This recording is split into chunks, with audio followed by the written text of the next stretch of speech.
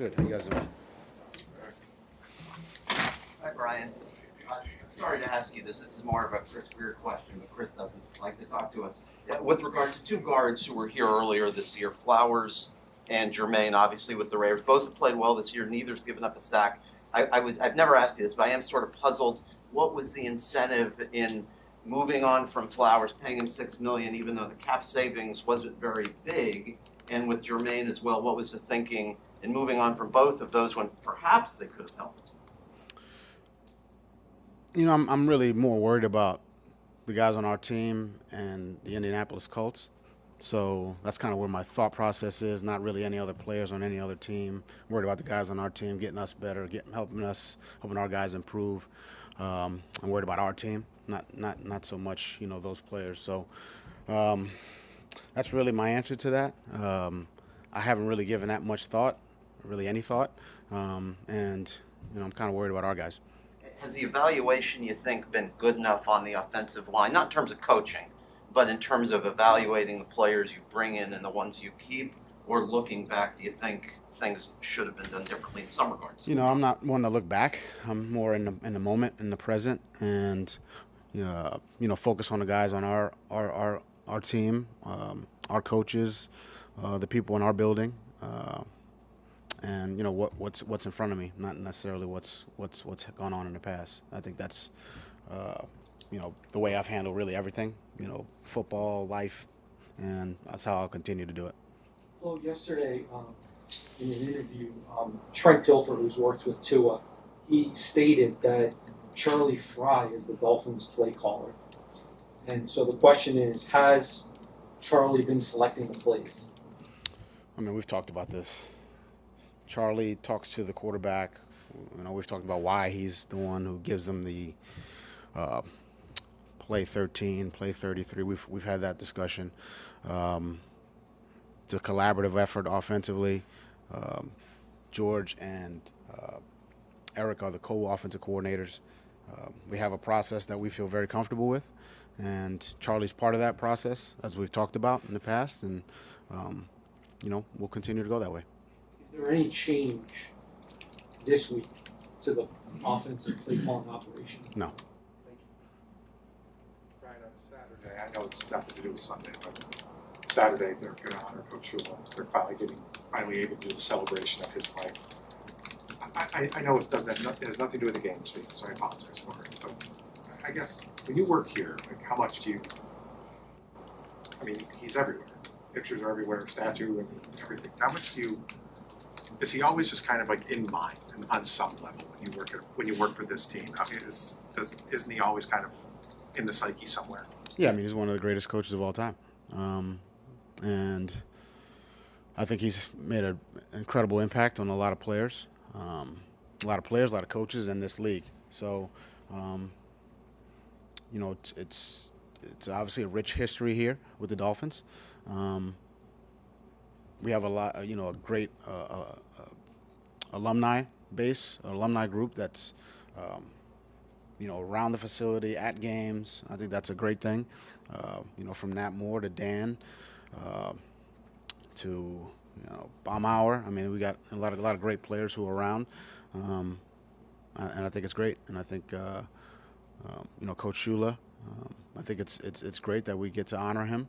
I know we tried to do this last year, but with COVID, it wasn't to the level that it should be, and it will be, this weekend. So, I'm glad the fans get to, be at the game and honor him then. And I know we're doing something Saturday night. So, I mean, it's obviously very rich history. He's a great coach, and it was an honor and a privilege for me to get to speak to him and get some insight from him. About coaching, about helping guys, become the best version of themselves from a preparation standpoint, and then take the things that they learned from football on the field and use it outside of football when they're done to help them attain success in other areas, which that's certainly been the case with a lot of players he had. What more can you tell us about any advice he might have shared with you, or more about that wisdom, just how to help players develop as players and men? I mean, I think it was always, I mean, his conversations or our conversations about being demanding of the players. It's something that they need. Um, that discipline and toughness and hard work and uh, guys who are competitive and guys who love to play. I mean, so those are the guys you want to have on your team. And if you have enough of those types of guys, um, you don't really worry about anybody else. But just worry about the guys on your team. And if you have enough of those types of guys, um, and they all kind of band together and work together, and they'll get the results they want. It doesn't happen overnight. It takes a lot of time and preparation, and those are the kind of the conversations we had. Brian, when you play a team this early in the year that's winless, in your history, does that team, like with an 0-3 record, play with a certain aspect of desperation, knowing that their season is salvageable, but they can't afford many more losses? And would you put yourselves at 1 and 2 in that category too? I mean, this is a good team. I would say it's a very good team. I know they've played some tough opponents. They've been in every game. They've got good players. They've got good coaches. They're skilled. Every game's a meaningful game in this league, and I mean, they're looking for a win, and we're looking for a win, and I think that's what the preparation's about this week. Really, in all three phases. Today's a big day for us from a preparation standpoint, getting to know this team, and then trying to execute in practice the way we want to execute in the game. So all of them are important. I think it's important to them. It's important to us, and I know it'll be they got a good team. I know it'll be a tough 60-minute ball game. Brian, considering Indianapolis's pretty intimate knowledge of Jacoby, what can you as a staff do to help mitigate that effect come Sunday? He's got great vocabulary. Yeah, there you go. I mean, I had to kind of go through that. Obviously, yeah, they've got a history with Jacoby. They know him. He's got he's got knowledge of some of their players as well. At the end of the day, there is some things that they could take from that.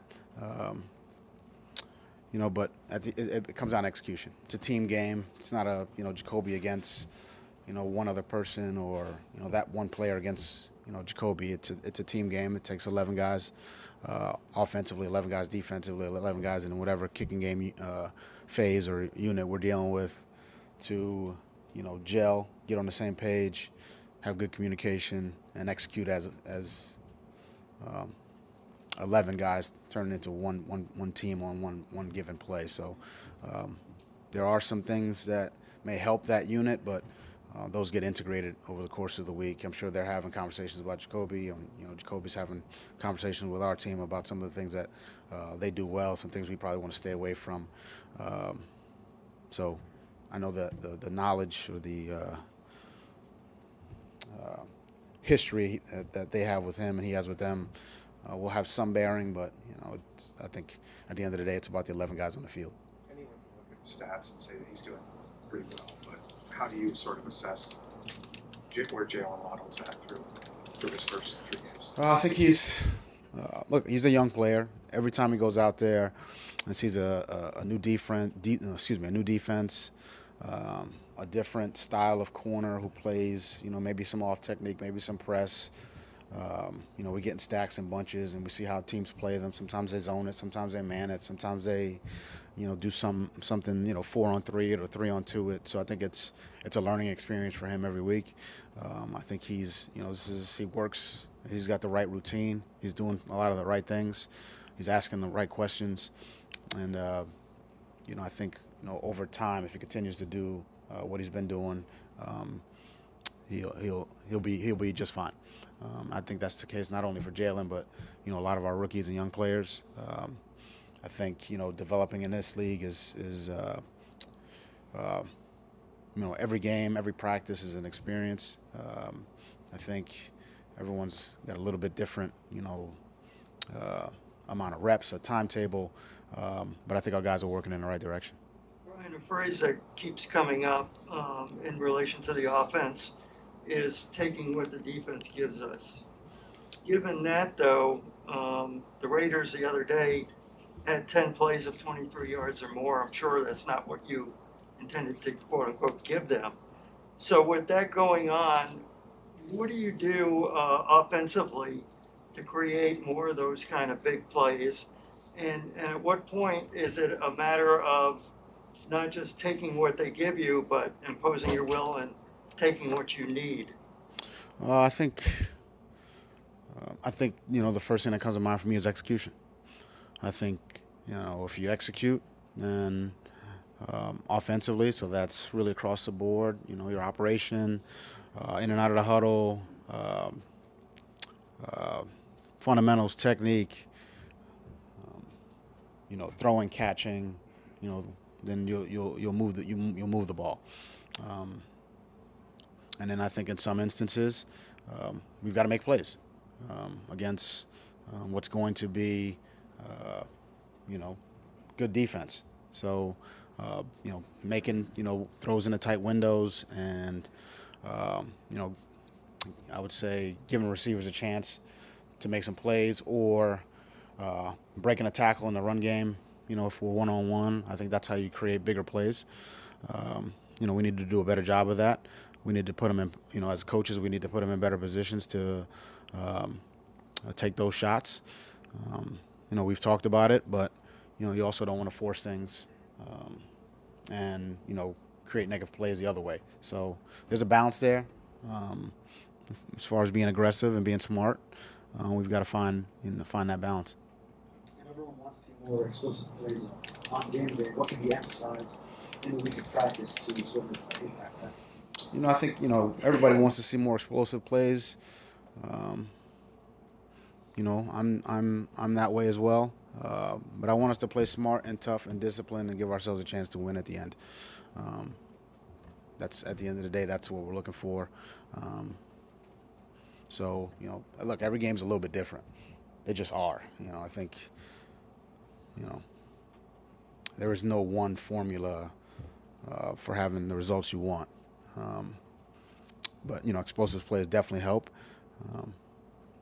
Every team wins a little bit differently, and every game's a little bit different. So sometimes you need more explosive plays. Sometimes you need better,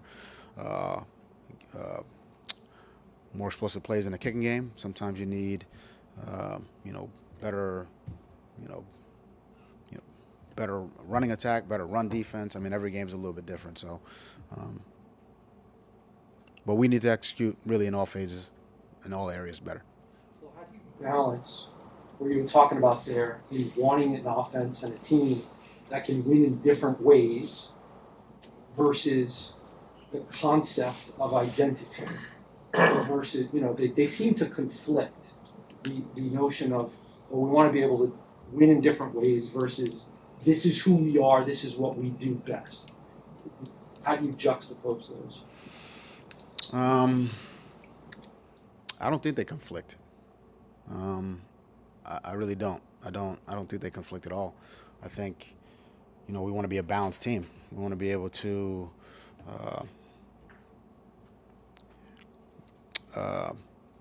be productive offensively, defensively, in the kicking game.